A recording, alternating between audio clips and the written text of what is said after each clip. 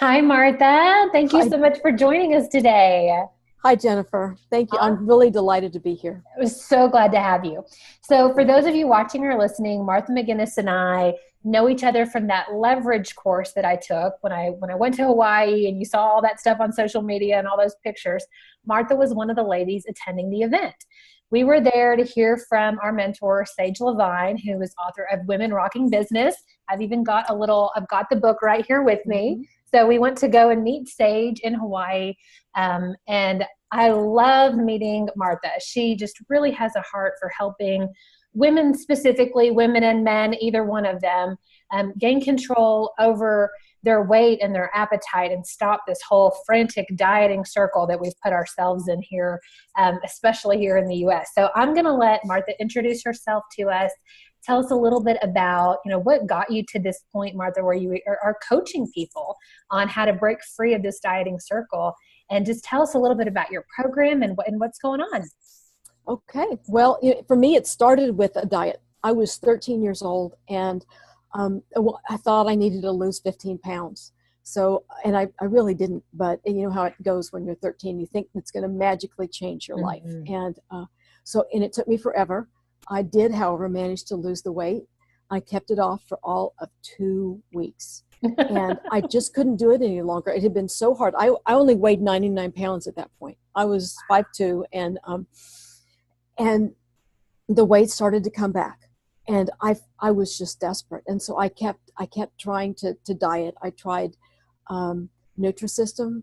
I did liquid protein fasts, which were actually they're outlawed now. The ones I did. Mm. This was in the 70s, and at every diet, I seemed to gain more weight after I completed the diet. It would fail desperately, and so by the time I got out of high school, I was weighed probably, I don't know, 150, 60 pounds, and hit college, and my weight kept going up and down. I tried a total 2-week fast in college and did lose.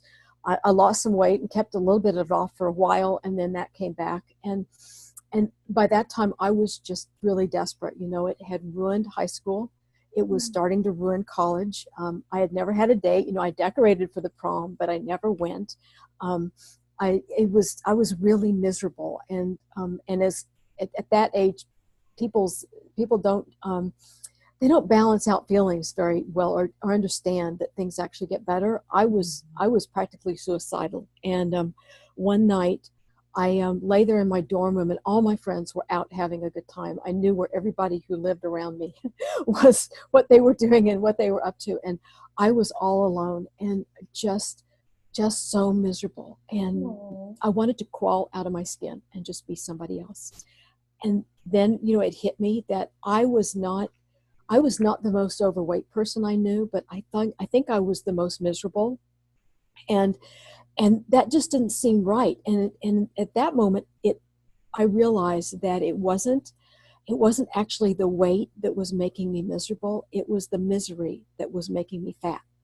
And if I could turn that around and flip it somehow, so that I worked on my head and the way I was thinking, because I knew that it had started with that first diet. And I didn't know what to do, but I knew that there was a kernel of truth in there, something that would help me. And so I quit dieting. I quit worrying about food so much. I started paying attention to how I felt, and started to clean up the way I was thinking about myself. And of course, I was all alone. I don't know, 21, 22, just sort of winging it. And so it took me a long time. But I gradually, over the next few years, lost all that extra weight, got down to a weight that was comfortable for me, and I did it without dieting. That was the beauty of it. I had to get control of my thought processes, because I realized that it was my thinking that was actually driving my eating. I had become an emotional eater as a result of all the dieting. And so, whenever anything had come up, I reacted to it by eating.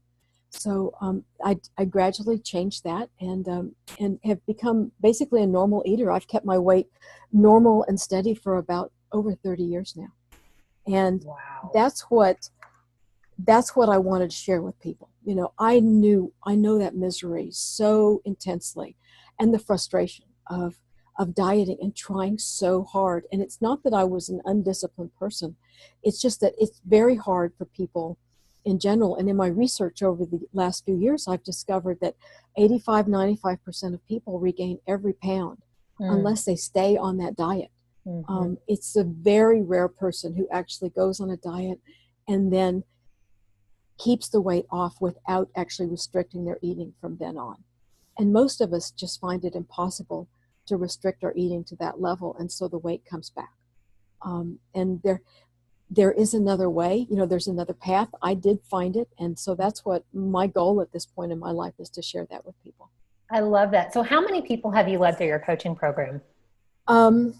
There have probably been, I don't know, a dozen or so at this point. Some of them are private clients and I've worked with over the years. And then I just have finished with a group program. And at this point, we have 11 people in the group at the moment, and a few more in the waiting in the wings. And so I'm going to cap it off at 20 for sure. At this point, we work online so we can see everybody. And I don't want the group to get so large that I can't know everyone and know what's going on with them.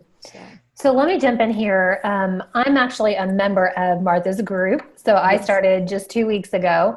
And let me tell you, it's been a really interesting process. I think last night Martha was laughing because she's challenging us to take a forbidden food, maybe a food that we have on our list that we would never let ourselves eat. Maybe for one lady, it was pizza. For me, I kept thinking about a bowl of ice cream.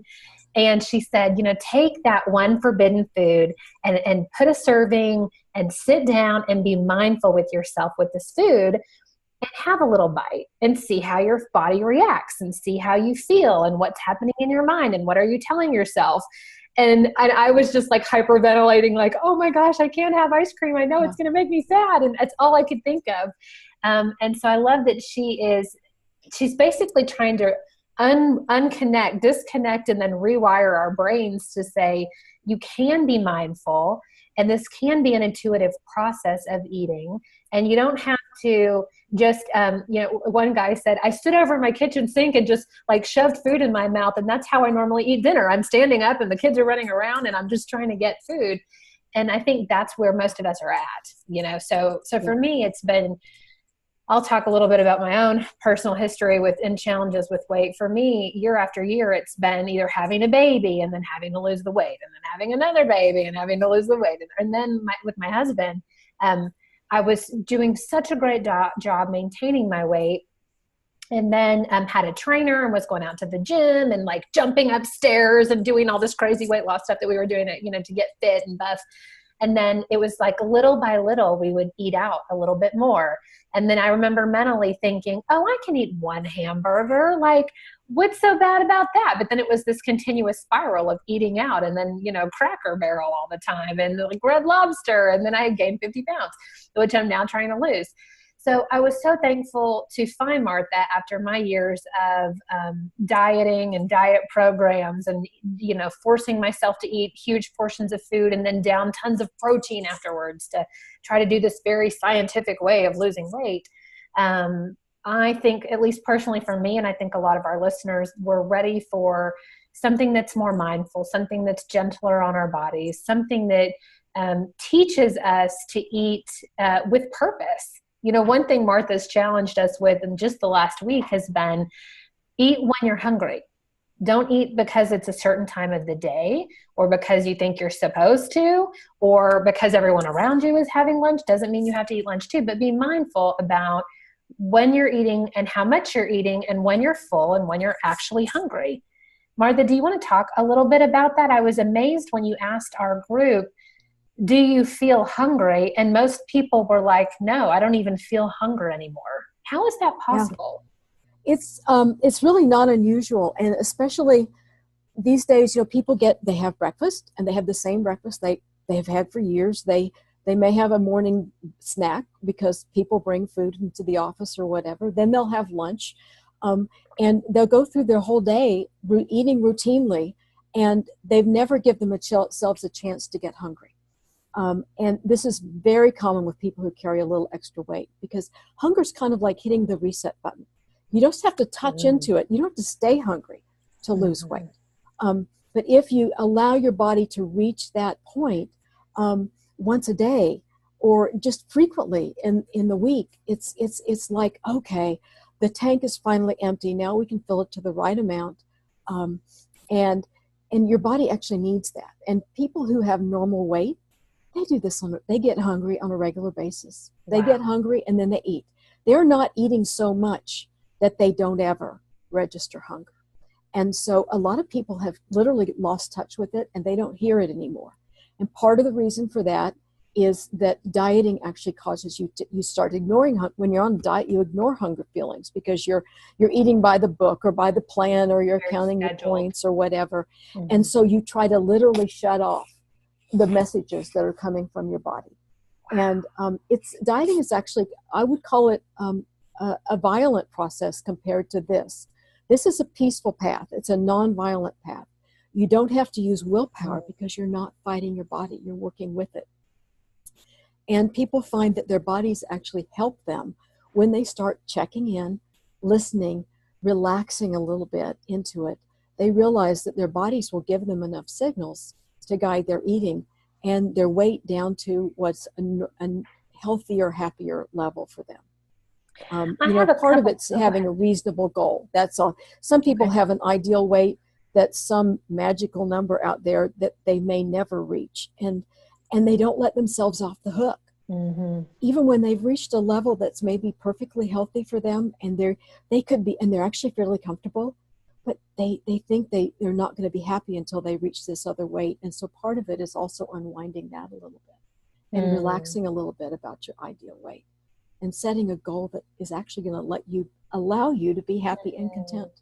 And I think a lot of that is programmed for us when we go through these dieting programs. So for me, I can instantly relate to this number of 170 pounds. So I'm 5'8", I'm fairly tall. I'm fairly, I feel like that's probably sounds like heavy to a lot of people, but for me, that's my ideal weight. At least supposedly that's my ideal weight. That's what the program that I've done several times throughout the years has told me. And so I know that the first and second time that I went back to them after I had my babies and they wouldn't let me off the program until I hit this weight, I was very unhappy with that. Like my collarbones stick out, my hip bones stick out, and I feel like just way too thin. That I love that you're saying that may not be the right, just because your BMI is a certain percentage or a certain number, it doesn't mean that that's maybe where your body wants to settle at in a healthy state. And the BMI, it doesn't take into account body type. So I'm actually heavy for my size, even though I might just be a size 2. Sorry, but you're tiny. It's actually true. I'm not very tall, but I weigh a lot because I've got a very muscular body. And so some people who do, their BMI is going to be higher, and they may be much healthier than someone with a lower BMI. So, and there's a myth that being thin is automatically healthier. That's actually a misreading of the research, and that it's actually safer and healthier to be moderately overweight than it is to be moderately underweight. So people who are moderately underweight are more likely to die in the next year than people who are not. And this is actually when they've controlled for any kind of illness or disease or anything like that. So it's a matter of probably having less reserves, if illness does take over. But it's just so it's a myth that being thinner is automatically better. You can overdo the thinness thing, and so even doctors don't necessarily understand that. Interesting. Well, I've written down a few questions that I have for you. Okay. One would be, you mentioned that some people just have lost, they're operating from the throat down almost, right? Just with their brain, and like it's 2:00, so I'm supposed to have that snack that's high protein and a big glass of water.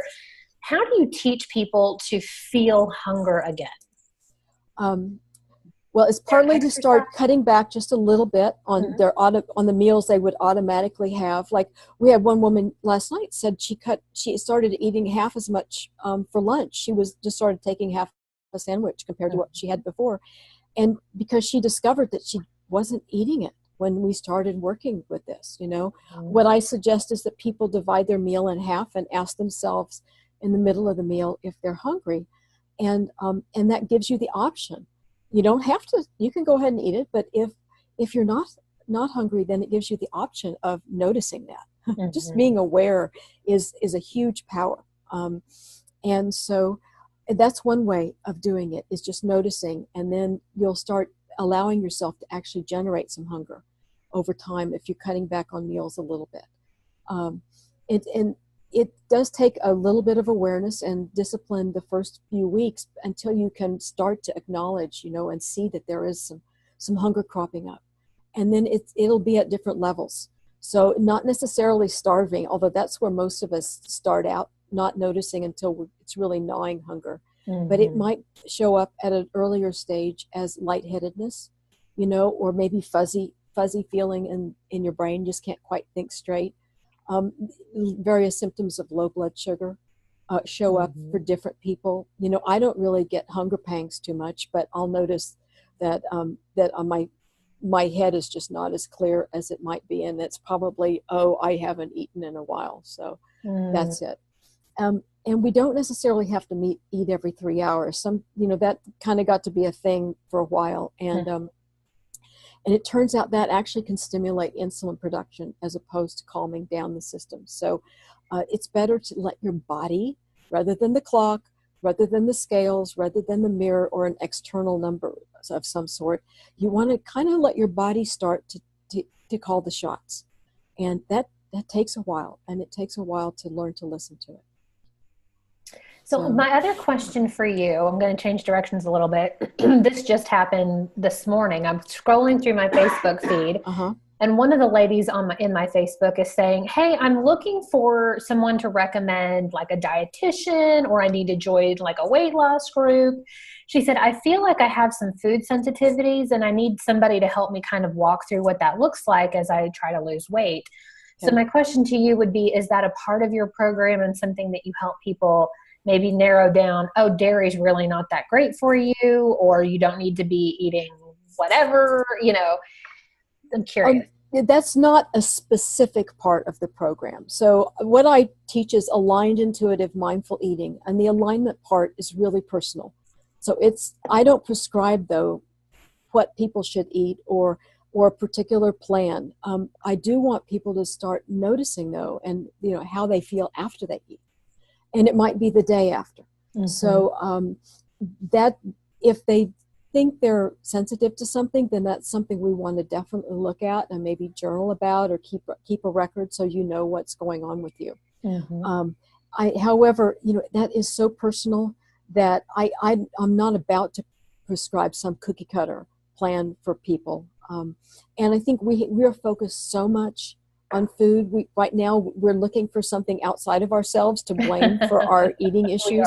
And right now our society is very focused on food, and magic foods and superfoods and foods that are poisons. And I'm really inviting people in the beginning of this course to relax about that a little bit, because we've got so many food rules that people feel guilty whenever they eat anything they enjoy. And enjoyment is part of the eating process, and it's part of being in balance with your system is finding satisfaction, and enjoyment is part of satisfaction. So being satisfied helps you to quit eating at a certain point. And actually it's a lower point than fullness. Fullness is, if you think about a balloon, a balloon can be this full when you take up the slack, or you can blow in more, Your stomach is like that. And it'll stretch out over time, and it takes more. So fullness is not the best measure to go by. There's an earlier level we reach, and it's a level of satisfaction when we're not hungry anymore. But most people don't even notice that because they're so busy eating and not paying attention. So, but enjoyment is really critical to satisfaction. And I want people to be able to enjoy it. Yes, and that makes me think of our Italian friends. So I was in Italy earlier this year in April, and I'm looking around and I'm like, I'm way overweight compared to all these other people. They're thin, they're gorgeous, they're drinking wine and smoking cigarettes, and but I've watched them and had plenty of meals with them where they savor every bite and the proportions are Yeah. so much smaller, and they're very mindful and choosy about what they decide to put in their bodies. There you And go. even though it's, high sodium meats and alcohol and cigarettes, it's still like they have some sort of thing down there. They figured it out, I Yeah. guess. One of my clients went to France for a month and lost 10 pounds. Wow. So, and France is the same way. They really enjoy their food and they eat more butter than anybody else in the world, So it's really, it's a matter of listening to your body and being in touch with it. And pleasure is really key. So I don't want people to deny themselves. And so this is a peaceful path. And it's actually very pleasurable. But it takes the work is about awareness and being in touch and having a little bit of discipline to think about what you're doing in the moment. But it's not judgmental thinking. As I tell my clients is when we judge, we stop learning. And because we make up our minds about something and then after that we don't learn, you need to be curious about what's going on with you. So because you are the expert actually in what your body needs, but you have to listen to it. It's definitely not what we've been taught as a society. So I'm sure No. you're having to rewire a lot of brains right now and help us look at food a little bit differently. We learn to not trust ourselves actually. And so rebuilding people's self-confidence and self-trust is a part of this program. Sounds very empowering. It is. Actually, it is. And that's almost the most surprising thing is that almost outweighs the weight loss at the end is what people get out of it emotionally. Yeah. And your typical programs are what, 6 months? 6 months. Yeah. I mean, I can teach you what you need to know in the first 2 or 3, but really, and that's actually simple, but life is not simple. And so we have to let life intervene and work with whatever is in people's real worlds. So we're not taking you out and putting you in a petri dish and putting you through this program and then sending you off. This is about building people's skills so that by the time they're finished, they can do it all on their own and they won't need another diet ever. They won't be tempted to go on a diet ever. So, and this is not dieting. I want to make that clear in case I said another diet. This is a non-diet weight loss. Right. Yeah. Right. So that's pretty amazing that in 6 months you can teach people how to turn off that I must diet switch in our brains and then move forward with really this mindfulness of eating. I'm curious, could you look back at the group that you've had prior, maybe that dozen or 2 dozen people that you've worked with so far, and could you put a number to maybe how much on average they lose through your program? It really varies a lot because depending upon how much they had to lose. Right. Some people just want to take off that last 10 or 15 pounds and that's been bugging them for the last 10 years or whatever. Some have 30, 40, 50 pounds they could lose. This is slower weight loss. So, if somebody loses 15, 20, 25 pounds in 6 months, that's really great. The thing to remember, though, is it's permanent weight loss. This is not weight that's just going to pop back on because you never quit. This is not something you feel the need to quit or end. Rather, it picks up pace because you get better and better at it. Because your appetite tends to shrink as your body does, you continue to lose weight and until you reach what I call a happy weight, where someone's content and satisfied and their doctor's even off their back. So that's the goal, That's wonderful. I can't even imagine a life without ever having to diet again. It sounds fabulous. Yeah. And, so you might be very fortunate and lose 25, 30 pounds in the program, but then you could hope and really be likely to lose more weight if you feel like you need to, going on long after we have completed and you're off on Wonderful. So why don't you tell our listeners and viewers a little bit more about your program and what to expect if they want to come join you? Well, I call it Diet Free Forever, and we meet 3 times a month online on Monday evenings, actually, and it works really well. We can see each other. We use a program called Zoom, which is actually what you're recording here with, and so everybody can see everybody else, and whoever's talking gets highlighted. We also have a retreat in February where we get together in person and we really go deep into some of the emotional stuff. The things that you want to be in, you want to be right there with one another, and I can do some things in the retreat in a live situation that just don't work online, and that's really a great opportunity. People find it very, very powerful, and it's at a spa resort in the North Georgia mountains, and the price of the retreat is included. The actual staying at the resort is very reasonable, but that is extra. It's not included. There are also 3 private sessions with me. So when somebody reaches a level where they really want to go deep on one little issue, and it's going to take too much time to do in the group setting, or if it's too personal, then we can take that offline, and they'll have 3 sessions over the course of the 6 months where we can get together and really go deep into something that's of particular importance to them at that time. So, and I can't begin to describe how many different issues we've dealt with. So there's so much that goes into this. Wonderful. So I'm just going to reiterate really quick what I heard from you. It's a 6-month event, a 6-month program.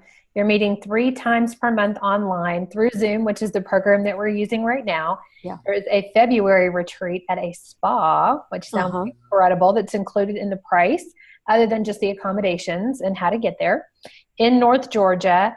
And you also get 3 private sessions with Martha. That's right.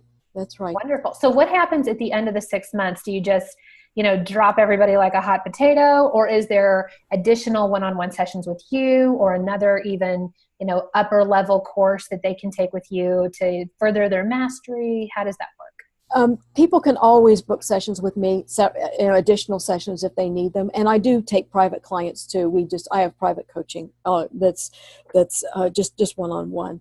But at the end of the program, there is an attunement program where it's literally fine-tuning, and that's very personalized. But it's a group session once a month where I'll help people just as I said, fine-tune, and so their bodies and their eating are more matched up. And if they want to keep on losing weight, that's a great way to do it. So I don't cut people off, but my goal in the 6-month program is that they won't need me anymore. They're welcome to stay connected, and I would certainly encourage that, but it's not necessary. This is not something where you have to sign up for the lifetime program, and you won't need support necessarily. But a lot of people like the accountability.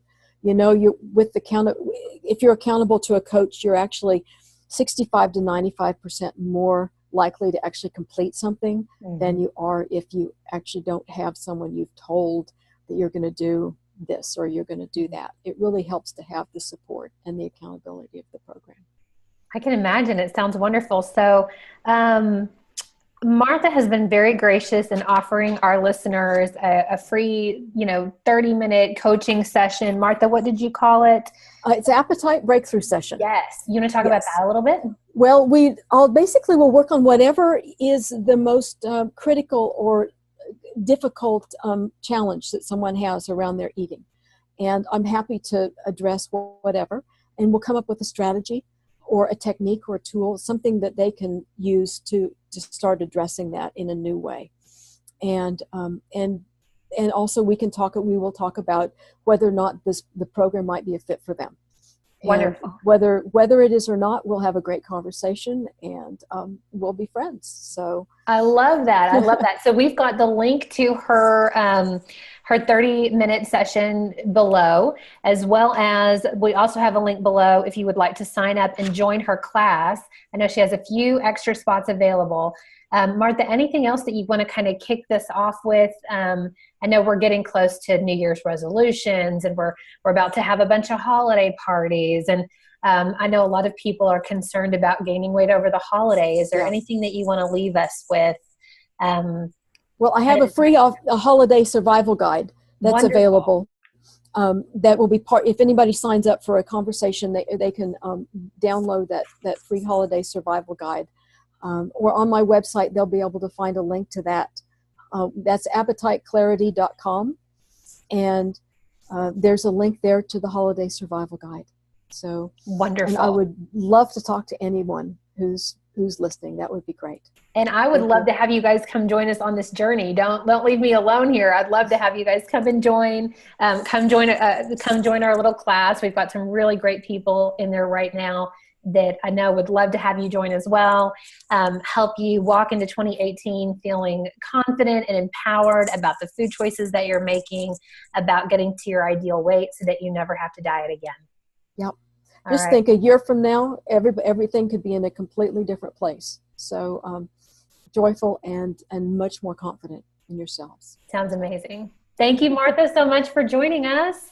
Thank you, Jennifer. We appreciate you. All right. Talk to you soon. All right. Bye-bye. Bye.